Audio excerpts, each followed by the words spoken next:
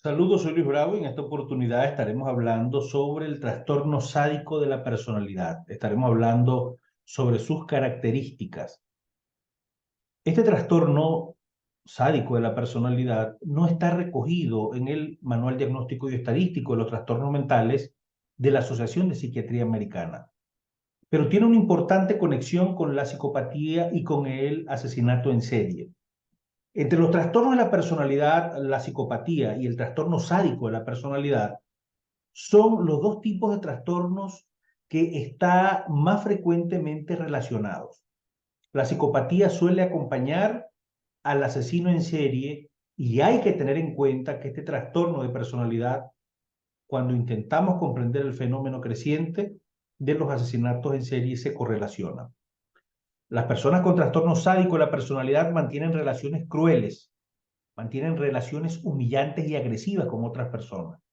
Por definición, el trastorno sádico de la personalidad se manifiesta durante toda la infancia, es de larga duración y se expresa en todas las áreas de las personas: escuela, trabajo, relaciones sociales y, por supuesto, en la vida familiar.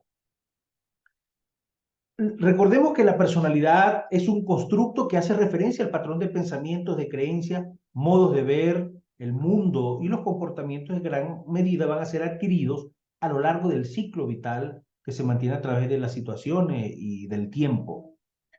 Y que algunas de estos patrones resultan disfuncionales y no van a permitir una correcta adaptación al medio por parte del sujeto, y esto le va a permitir que sufran severas dificultades o más bien provocan daños a terceras personas. El trastorno de la personalidad sádica justamente se considera como un patrón patológico de conducta cruel, de conducta vejatoria y agresiva, que se va a manifestar de manera continuada a lo largo de la vida, de manera consistente a través de las situaciones. Y tal como ocurre con el sadismo, el sujeto siente disfrute, siente satisfacción de la observación y de la humillación del otro. Y para ello puede utilizar inclusive desde la violencia física, mentiras, humillaciones, rumores para causar daños sin un objetivo concreto más allá que el placer de hacerlo. Estas personas se les suelen atribuir factores criminógenos, y además de ello, de que estas personas tienen trastornos mentales de personalidad. Pero por norma general, la mayoría de sujetos que cometen delitos, incluyendo los delitos de sangre, son personas sin ningún tipo de alteración psicopatológica. Y es necesario tener en cuenta que aunque estamos hablando de personas que disfrutan de la humillación, personas que disfrutan del dolor ajeno, ello no implica que vayan a incurrir en ningún tipo de delito. Sin embargo, existe una mayor prevalencia de este trastorno de la psicopatía en determinados tipos de crímenes. Y es lo que ocurre con gran parte de los asesinos en serie. En otros casos, la prevalencia es mucho menor, pero en ocasiones, en algunos estudios que se han llevado a cabo con población reclusa, se pudo encontrar que algunos de los sujetos que cometen abusos, agresiones sexuales o malos tratos tienen rasgos típicos de este trastorno. Y pese a ello, hay que insistir en que padecer este trastorno no induce necesariamente la criminalidad, siendo de hecho la mayor parte de los criminales individuos sin una patología mental ni de personalidad, contrariamente a lo que se suele creer. ¿Cuáles son las causas? Bueno, aunque aún se desconocen las posibles causas de este trastorno, como trastorno de la personalidad, el origen del trastorno sádico de la personalidad se va a encontrar en la interacción del temperamento biológico con la experiencia y el medio ambiente.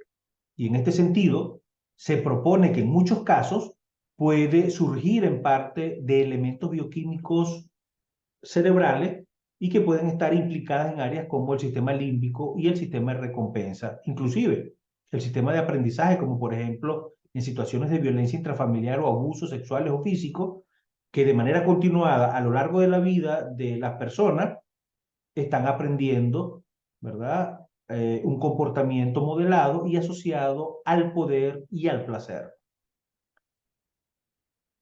Justamente existen dudas sobre la existencia como trastorno de la personalidad y aunque es evidente que existen personas con actitudes sádicas, como ocurre con algunos psicópatas, no hay una evidencia robusta como para caracterizar totalmente este tipo de trastorno e incluso determinar si estamos realmente ante un trastorno de personalidad distinto y separable de otros que ya existen.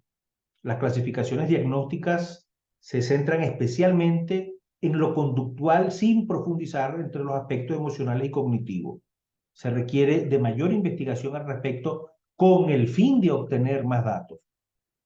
Aunque estos datos recogidos en el Manual Diagnóstico y Estadístico de los Trastornos Mentales, inclusive por el doctor Millón como trastorno de la personalidad, en la actualidad el trastorno sádico de la personalidad consta como una categoría diagnóstica propuesta para investigación y recogida en los apéndices del Mayor Manual Diagnóstico y Estadístico para la clasificación de los trastornos mentales americanos, conocido como el DSM.